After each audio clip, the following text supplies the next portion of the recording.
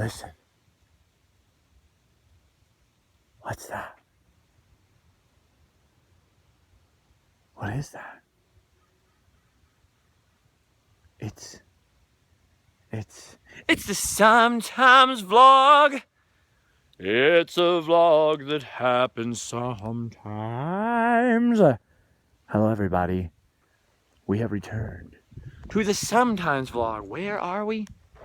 We are in a beautiful stretch of native Californian plants here in the forest, in the woods, all alone, remote, no civilization around, no humans, no people, no food, no water, no trees, no firewood, no voice. I'm just kidding. We're here at Irvine Regional Park in Orange County, California. Today I decided on a little bit of a change of pace. Irvine Regional Park is the oldest park in Orange County, the first regional park in the state. So not a state park, not a county park or a local park, a regional park, a park for the region. James Irvine used to own all of this, had this crazy idea about breeding cattle and other things. A rancher who got these huge Mexican land grants, you know, that all the old ranchos had, and he took all his land, and much of his land is now Irvine, California, and a bunch of other Southern California cities. It's run by the Irvine Company, but this land he gave a long time ago in 1982 to the region, to Orange County, and it's Orange County's Irvine Regional Park.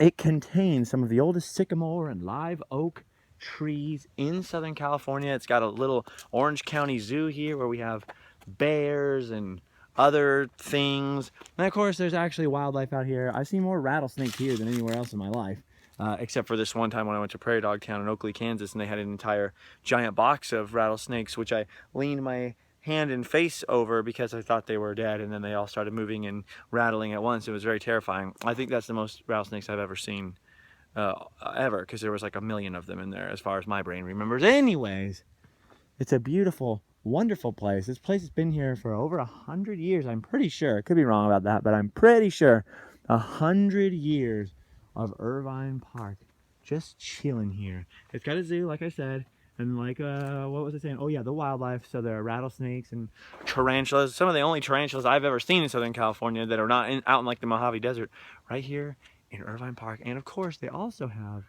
mountain lions, which are which have been spotted here many times over the past, 10, 20 years. And they can eat humans. I don't think they do really eat humans or attack humans unless they feel threatened. But still, the threat of a giant, 500 million pound cat jumping on me from the trees sometimes can be a little unnerving. But I have changed gears. I have way changed gears. You know what's weird is we're on this little dirt path in this sort of scrubby, foresty section of Irvine Park. Irvine Park has a big grassy section. They have an equestrian center. They have a little train that goes around. They have all kinds of lakes and paddle boats and things. And then over the riverbed over here, they have this whole scrubby area with this giant walking trail loop around it. And up here, the loop actually splits to a low road and a high road. I'm not gonna walk off this dirt area for you. Walk up there and check it out. And when I was a kid, I've been coming here since I was born, basically. When we were younger and we had no money, this was our Disneyland most of the time because I couldn't go to Disneyland every day.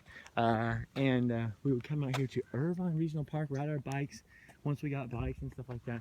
It was kind of a big deal. So there's a big loop. The riverbed's down there in the main part of the park. Then you have the hills over here. On the other side of that would probably be, if you went a ways, it'd probably be Anaheim Hills. And then back this way, you have like San Diego Canyon or Silverado Canyon and Black Star Canyon, all those things way out there. But this is Irvine Regional Park. So here's this big walking, biking trail that goes through the park and goes in this big loop. And there's a low road and a high road. And they do reconnect down there.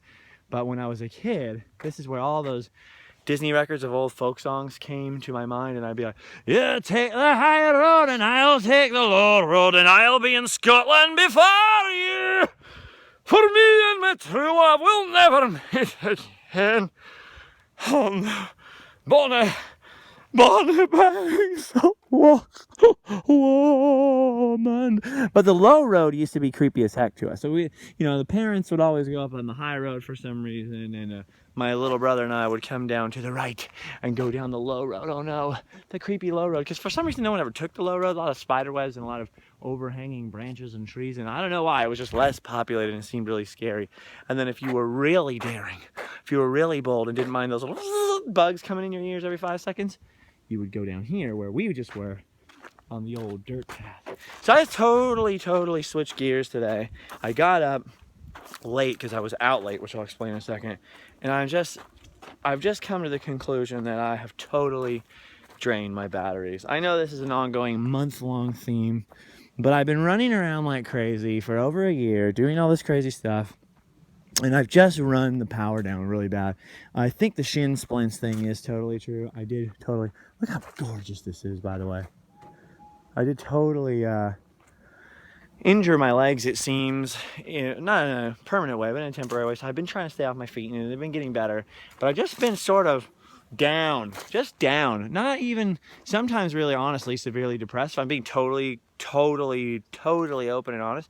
Sometimes pretty cripplingly depressed lately over certain things. But overall, not so much depressed, doing quest for positivity and staying grateful and staying positive and thinking about the future. A lot of really cool things have happened. A lot of really cool things are happening and going to happen. So I'm not like, miserable on paper. It's just sometimes you get down, So just in general, my energy level's just been down. And yes, of course, a lot of people are really helpful and you want to chime in. Try these vitamins, try this thing. I've been doing that, exercise and vitamins. That's all okay.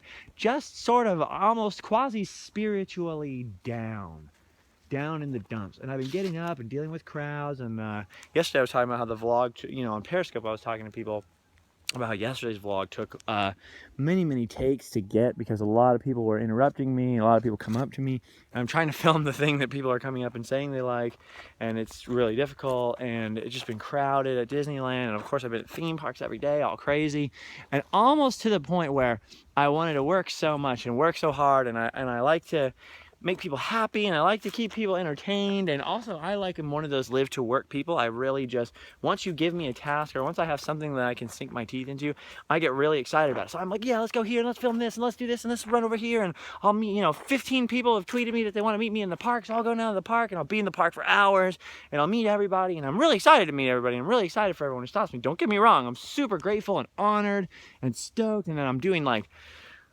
a lot of days. Periscope's taking up a lot of time. A lot of you on the vlog don't follow me on Periscope. It's Justin Scott is my username on there, and usually only ends up being about 100 people in there, because that's the number of people who can usually comment on any Periscope. And I'm very interactive with the comments. It's not like I'm just showing me hanging out with Lady Gaga or something. That's never happened, by the way. That's just a for instance. I try to interact with everybody, so it usually ends up being only a few people, the people who can comment and hang out in there. Well, I've done like 4 or 5 hours of Periscope a day before, 6 hours, sometimes even 7 or 8 hours. That's one of those bugs I was just talking about. Get out of my ear, you gnat, you gnat. I was gonna make a joke out of that, but I have failed. Anyway, just been kind of run down and been going so crazy, so full bore on everything. I was starting to lose focus on just being centered. Just being centered. I forget that the whole world is not going to cease to exist if I slow down just a little bit. Look at this, though. Look at this. So that's what I'm doing here in Irvine Regional Park today, is just looking at that. Yes, I know there's the whole joke of I always say that to start vlogs, and I always say it to start Periscopes. Look at this. But look at it. Isn't that beautiful?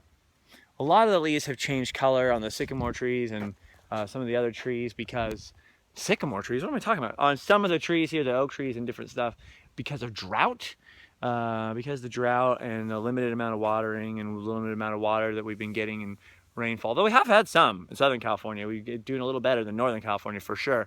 But the leaves here are now really actually starting to turn, and it's looking really beautiful out here. So this is what I'm talking about, when you were a kid, you had to be really brave to go down here, because all those signs about rattlesnakes and all the warnings from my mother about mountain lions, which made us, clap. Ah, hello, mountain lion, don't eat me. When I was really young too, they used to do Civil War reenactments down here in this part of Irvine Park. See, look what I'm talking about. Now there are spider webs all over there, and honestly terrifies me. But this is the first day or first couple of days for me in Southern California that's really felt like fall. The air is starting to get really dry here. The leaves are starting to noticeably be changed a little bit because we were having all that humid weather and all that extra rain and moisture towards the end, so it sort of preserved summer, kind of. It's been really hot weather.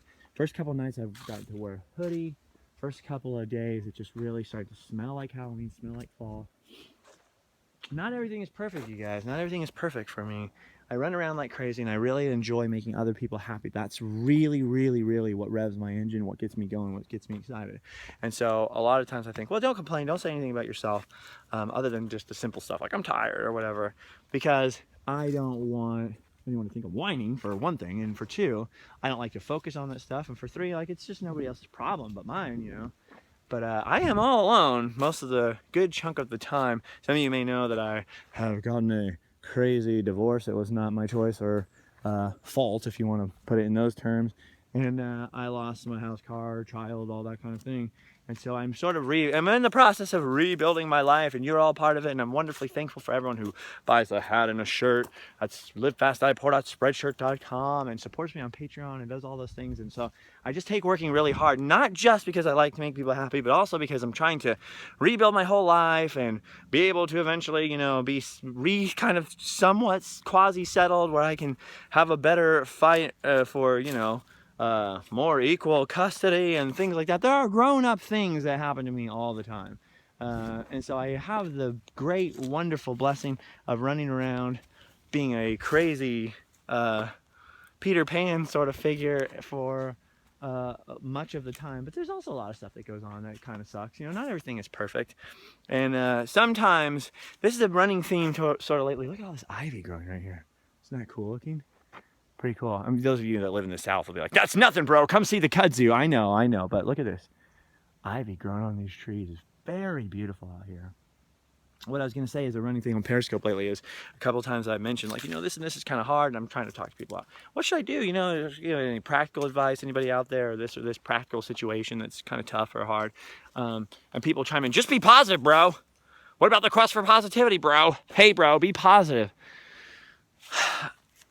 Look I feel like that's losing sight. I've never said that, first of all. It's not a matter, I just want to clarify something. It's not a matter of just be positive. Just being positive does nothing. Being positive may make you feel better for a minute, but you can't just be positive. Now, if a close relative to you dies, or somebody dumps you, or a Mack truck hits you and cripples you, you do not want the first thing out of someone's mouth to be, well, just be positive, bro. That's probably one of the rudest, darkest things you could say to someone who's really going through a hard time. Or somebody loses their temper, you don't go, oh, remember to be on the quest for positivity. That's not what it's about. The quest for positivity is different for each person. It's about taking the bad situations, acknowledging that they're bad, but then, you know, the next day continuing the struggle of getting up and saying, that's not going to define my life. I'm not going to let that cage me into a thing where I'm going to be so depressed I want to kill myself, or I'm not going to let that depress me so much that I'm going to give up on all my dreams, you know. But that doesn't mean that you can't be practical. This is really important. There's an important step that I've always really mentioned that a lot of people have skipped over, which is you have to acknowledge that things are bad. The whole quest for positivity thing boils down to, a lot of times, you can't control your circumstances, but you control the way you react, control the way you react to them. Well, if that's true, you have to acknowledge the circumstances. You have to acknowledge that things suck. And even I've kind of lost sight of that lately. And so a whole bunch of things are sort of catching up to me, sort of emotionally, all at the same time. Like, gosh, some of the last year has been really, really hard. And I spent a lot of time, not running from it, but staying busy to keep myself from being bummed out, and working on stuff really hard, so that sometimes you're so close to the situation, or so close to so many different little situations, that you don't really back up and get a lot of perspective on what sucks and doesn't suck. And, you know, I go to bed at night alone. I'm not going out holding someone's hand every day and chatting about books and going to the coffee shop. I mean, there's a lot of hardcore struggles and things that I've got going on that lately I've just been like, wow, maybe you need to take not a break, but just a giant step back and just switch perspectives. So I am not in Disneyland today, although I may go down in that area later. You know, I'm not saying I'm not going to do anything or backing off or anything. I don't even know what I'm trying to say right now, other than I've just sort of tried to switch pace today. I come out here, look at nature, And this cup lid that come on, man. Somebody's left out here. Listen, I'm not totally opposed to littering. It's not like I've never littered in my whole life, but come on, right there, the beautiful, one of the only sections that looks like nature for 100 miles around. Come on, people, do your part. Leave only footprints and take only memories and whatnot. Oh, look, we've come down back to the lower trail here, out of this spooky little creepy area of the forest. This used to creep me out when I was a kid hard. It still kind of creeps me out. And I'll tell you why, because this whole area, the canyons in Southern California, and by the way, this is what Southern California really should like. So when people are like, LA is a desert, Southern California is a desert, that is not true. We have a Mediterranean climate, we have plenty of chaparral areas and beautiful oak trees and a wonderful little scrubby sort of grassland here.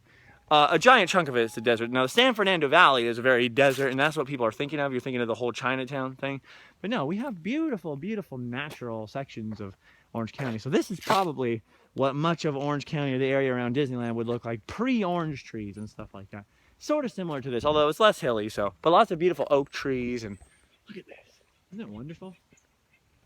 So anyway, I've been trying to switch gears and force myself to relax. That's the one thing I am really terrible at, is I don't know how to relax. I've never had the luxury in my life of usually even having more than $200 in my bank for like 99% of my life. Even when I was traveling and going on tour, I've been to all these different places.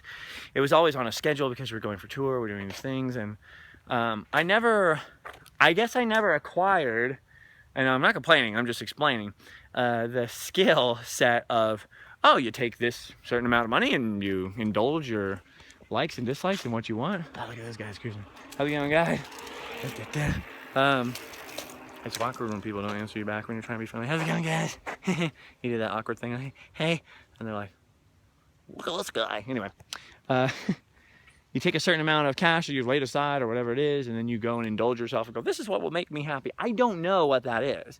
So when people say, oh, take a break, take a day off, or take a couple of days off, I really don't know what to do with myself. A lot of the time, I get to mix work and play, and I get to do what I want, and I turn it into work. And I've always had this mentality, just like with songwriting or anything. Maybe that's what cursed me with being in a band when I was younger, is that I took everything I was passionate about and worked really hard at it, as hard as I could do. And it's not about being the best. I've never been the best at anything, but I try and do my best, and that's always what makes me happy. So when you push yourself and all these things, I want to do the best Instagrams I can do and Snapchats. And I know they seem silly to a lot of other people, but those of you who get some enjoyment out of them, I think will appreciate the fact that I do try really hard, even though it is simple, like, oh, just flipping through your Snapchat story here. I hope that you know that there's a lot of days where it's just, it just is what it is, like today. But then there's plenty of days where I've worked really hard and like put all the funniest things I thought of that day into it, and like showed off, went somewhere on purpose just to like kind of show it off, just on that one social media platform alone, much less the other stuff, much less the vlogs, the videos.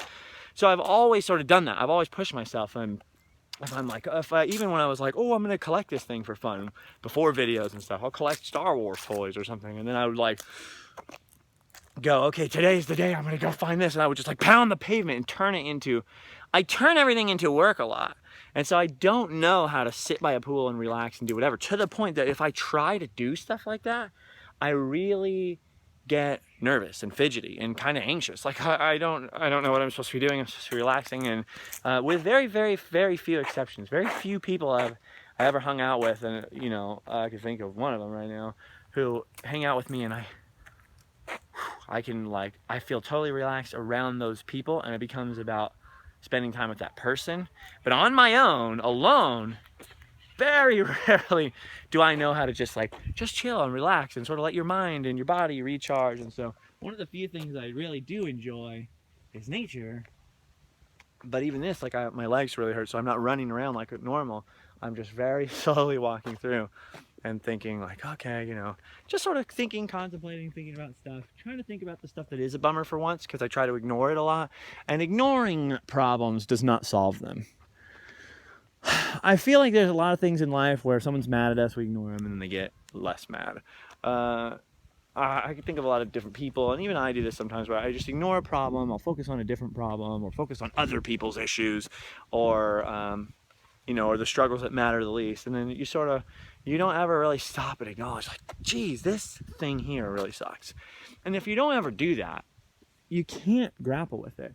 You can't communicate with other people about it. You can't explain to other people, hey, there's issues I'm really depressed about, or you're not going to get good advice on it. You're not going to get good feedback. You're not going to grow closer to anybody, certainly by not talking about it. And you're never going to really deal with it internally in your own heart, your own mind. You're not going to process it. I know what I'm talking about. You know, you go through like a crazy divorce and breakup to somebody that, you know, thought loved you, and turns out they didn't. Or you have your, you know, child that you spent every day of 7 years of their life with basically taken away from you because you were the stay-at-home parent, and there's no what's it called? There's no pension plan for that. When that kind of stuff happens to you, and it's happened to me, you know, you do eventually have to stop and deal with it. Pop-Tart? You do eventually have to stop and deal with it and say, wow, that was really hard and it sucked. And I'm sure that I'll be dealing with that stuff and some other traumatic stuff for years to come. It doesn't just go away right away. But you spend a lot of times, at least I do, I spend a lot of time running from things like that, running from the things that really hurt you, running from the things that really bother you, running from the things that you really struggle with, and really just going like, okay, well, let's look at this instead, and let's run over here instead and do this.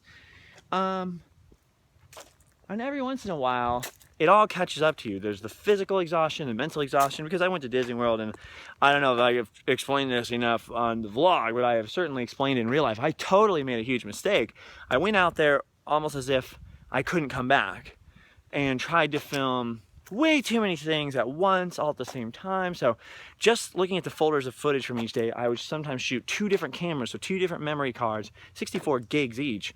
About probably 30 gigs of footage on each per day, and 30 to 50 gigs of footage a day, which is a lot of footage. If you don't know what that translates to in terms of minutes, it's a lot. And a lot of clips of different things. And I'd be doing them for 2 or 3 different videos at the same time. So in one part, I'm keeping my mind on one video, I'm keeping my mind on another video. Well, what you end up with at the end of the day is 14 days of folders of clips that are all over the place. And there's videos in there, but it is a total quagmire to sift through. And each one I'm looking at now going, man, that is not as good as I could have done had I planned it out better and focused on one thing at a time. And instead of half-butting 2 things, just whole-butted 1 thing, if you're understanding what I'm saying. You know, put yourself wholly into one thing and accomplishing it and getting it done. You can't just be all about one thing in your life, though. Don't take that as a metaphor for life. You can't be all about one thing. Everybody has to have a love life and a personal life and a you know, this part of their work life and a work this. And I've combined a lot of them into one thing. I really don't have a life offline that's really that separate and distinct from what you guys see. I sort of live in a part-time Truman Show type of environment. I really am this person. Like you can see, I'm really talking to you about stuff that's on my mind. Maybe it doesn't make a lot of sense to you. Maybe it's not that deep to other people, but it really is what's on my mind. I've sort of done all this stuff and mishmashed everything into this one life where then I just feel like, well, I don't have time to stop and take stock of where I'm at and where I'm at as a person and sort of rest and try to figure out what it is going to be that makes me rest. What is it that's going to make me relax? What is it that's going to help me be cool and be calm? Because I'm like, well, I got to do this and this and this and make other people happy. So physically exhausted from Disney World is where I was going with that. And mentally exhausted too from that whole thing, from that whole experience. Just some rustling over here. Excuse me, nature, animal. What do we got? Do you see anything down there? I don't know what it was. Lizard? Most likely a lizard. I really wish we could have seen it. I'm mentally exhausted from that whole trip, and then I sort of came back and thrust myself back into all this different stuff and caught up with a bunch of different stuff and just tired. And then realizing, and this is where the other stuff comes in, and then realizing like, oh man, it's been a while since you've really sort of emotionally processed some of the things you have been and are going to go through, and then you realize I'm really worn out. So what is it? What are the things that are going to refresh you? I think for every person it's different. Like you can be a total extrovert in some ways and then be an introvert in other ways. Like for some people it's being alone really helps them. For other people, what really helps them is being with a loved one or being with a group of friends or whatever. What is it that recharges you? And I don't always know. So anyway, I've switched gears today. walking around here, just a nature walk, just a talk with a few of my 100 closest friends from the internet today. Nothing crazy going on. There's no Mr. Toad's Wild Ride here, although there's plenty of toads and plenty of wildness going on. That over there is a toll road. See that? Or, well, a road to go to the toll road, I think, or it is the toll road. When I was a kid, you could not really see any houses or anything from Irvine Park, and now they have this road that leads to the toll road and all this crazy stuff here. The outside world is intruding upon Irvine Park, but luckily James Irvine set aside some land and money to create Irvine Regional Park, and I and many, many other people have grown up enjoying the benefits. That's the one, that would be nice, wouldn't it? Wouldn't it be nice to just have like, isn't it great to own land? Wouldn't it be nice to do something nice for other people? And by the way, on this total side note, I am still working on doing something like that for Christmas for charity, but I think we're gonna have to move on to plan B. So watch Periscope for some of those discussions. I don't want to put them in the vlog so much because then they're sort of permanent, they're on here forever, and if we change plans, it's like, oh, well, now there's this permanent plan. I am still working on it though. So Periscope, Justin Scard, add me on there. Twitter, Justin Scard. Live Fast Die Poor on Instagram and on Snapchat. Those are my main sort of things. I really don't use Facebook that much. When I do though, it's Justin Scard on there. Today I uploaded a new Random Land from Walt Disney World-ish. It's Disney World and Disneyland's Halloween parties compared, and like I said, like there are a whole bunch of things I would have done differently. Actually, this video is probably the one that turned out the least like I like it. It's still good, and it really is a great job. Utmost did a great job editing and re-editing and following my, I'm sure, very annoying directions. I'm like, no, it needs to be more like this, and we worked on a lot yesterday. But it's still a great video, but there was all these things where I'm like, dang, I should have done this, I should have done this. That one, though, I filmed at Disneyland, and I was flying to Disney World, and I'm filming there. I was going to come back to Disneyland and film a whole bunch of, I always do that, a whole bunch of more. Where did I get that as a kid? A whole bunch of more stuff. A whole bunch more stuff. Still not great grammar, but it'll suffice. At Disneyland, you know, sort of the talking and the explanation of the differences. And then while I was at Walt Disney World towards the end, it was like, oh, that's completely sold out. And the people who were supposed to get me tickets couldn't, and all this different stuff. So I was like, oh, come on. So I had to buy another day of the Halloween party at Magic Kingdom and sort of do a lot of the talking parts and stuff. So I was kind of like super tired. I had already been there all day, and so that is the one piece of advice I do not think, I don't know if it's in the video or not, but that is my piece of advice about Mickey's Not So Scary Halloween Party at Magic Kingdom especially versus Disneyland, but still for Disneyland, still applies, is do not do a full day at the parks and then go to these Halloween parties. Please, for your own sanity, your own safety. Okay. So here's this big loop. Over there is the green, sort of lush, grassy part of the park along that hill and over to the right. And then this is sort of the end of the park here. Is this big loop around this dry riverbed. Dry for the moment. It gets crazy during some crazy El Nino rains and stuff. Because upstream is Lake Irvine, or Irvine Lake, whatever it's called. And it's dammed up there. So the dam water doesn't run down here. It stays behind the dam. That's why it's the dam water. See? Okay, fine. I'm sorry. Sorta. So the bike trail goes way out around that on that berm, that levee right there, sort of that protects the park, and it goes out and it goes around and it comes along here. So you do this whole loop, and then you come upon these little sandstone cliffs. To me as a child, these were cliffs for sure. You come around on this. Now my miniature human calls this Skull Rock. And I've heard a lot of other kids call it that too lately, which is weird. When we were kids, we were just like, the cliffs. So we used to climb the cliffs. And so this is like sort of the main cool feature. Unlike a national park where a lot of stuff has to be preserved and really careful. And there's a bug right in my ear. This sandstone, you know, wears away a lot. It has worn away, like to the point where if you showed a picture of this 30 years ago to now, you would see noticeable differences in how it's worn away. But it's super cool because this is kind of the one place where like little kids and adults, hundreds of people climb on this every week, and it's really awesome. If we were here on a weekend, which tomorrow is the weekend, TGIF everybody, you would see just hundreds of people clambering up this thing. So we used to climb up this, and it was the ultimate challenge. This way was too steep when I was a kid. It was way too crazy steep. There were no handholds, there was no way to go. And now you can kind of just walk right up it. Sort of, there's still a little treachery right there going on.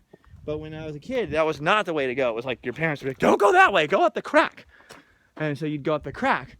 Well, now, over the years, And sandstone, if you don't know, is like a really soft rock. Like watch, this is the rock this is made out of. I just snapped it. I just snapped it again. I just snapped it again. This is a piece that's already broken. And you can see it just crushes back into, well, basically sand. It's formed by layers of sand and pressure over a lot of geologic time. I don't know much about geology. Man, I can just go so many directions, can't I? I'm sorry. But over the years, as people have climbed on it, it has gotten more and more. Whoa! Did you see that? Some kind of critter and creature just scrambled away down there. It has broken and broken and broken and broken to where you almost have this sheer cliff here now, which is a lot harder to climb up. This area used to be more like stairs, and whether just by water or by human or by hook or by crook, see? It's just sort of worn away, and now it's really steep. So now the kids all go around the other way. But we used to go up, uh-oh, I'm gonna kill myself on the vlog. We used to go up this way, all the way to the top, and look at that. A giant boulder killed the top. There's this area here we always called the cave. The cave! Which is obviously not a full cave, but a nook. There's a bit of a nook there. And when I was little, these were a little less worn out, and these were like seats. So when you're a kid, you're like, go sit in the throne, you know. Well, go into the cave. A cave. Remember your failure at the cave. So we'd come up here into this cave and pretend we're Anasazi Indians and look out at our kingdom. It was a mix of kingdoms and caves, and there was all kinds of imagination going on up here. Anyway, this leads to the top and a better view. I'm out of breath now, and I still have some thinking and pondering and chilling that I'd like to do before the sun sets here. The sun beautifully sets over Irvine Park. Isn't this gorgeous? What a nice place. Although I'm having a Holden Caulfield moment. You ever read the book Catcher in the Rye, which is both a great book and a terrible book. It just really depends what day of the week it is and who you're talking to. And there's the scene where Holden is finally happy and he's watching his sister playing and all this stuff, and then he looks over and there's a obscenity on the wall, and he's kind of like, that's how life is. You just can't do anything without there looking over right when you're happy, and then there's the F word on the wall or whatever. I'm sort of having that moment now because I'm looking out at this beautiful canyon for once. Or a canyon, well, beautiful little valley here. For once, there's really not that many people here. It's really quiet and beautiful. I've had this whole walk basically to myself, other than those two bike riders, which is really rare and unusual anywhere in a major metropolitan area, much less Orange County, much less at Irvine Park, honestly. And especially with this perfect weather, gorgeous, beautiful sunset day. And I look down and I see this. Wow, you know what that is? It's a rocket ship! It's a rocket ship! Somebody had to come out here and use their keys and graffiti a rocket ship right into the ground there. Luckily it's sandstone, so we'll just wear it away with our footsteps. Come on, people. You don't need to be tagging your rocket ships into nature. Come on, everybody. We already know what rocket ships look like. Nobody likes to look at them, right? Right?